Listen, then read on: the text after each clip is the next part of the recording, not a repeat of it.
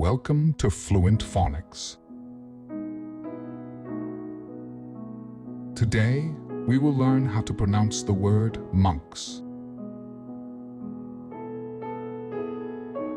Monks.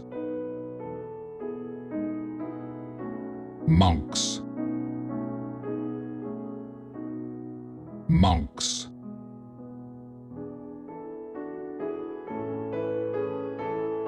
Here's an example of how one might use it in a sentence. The monastery was home to a group of devoted monks who spent their days in prayer and meditation.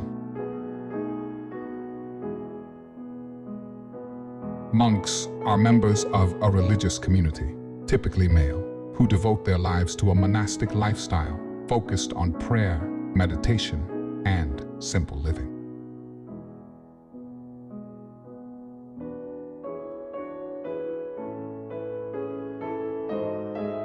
Thank you for your time. If you enjoyed this, please like and subscribe for further content.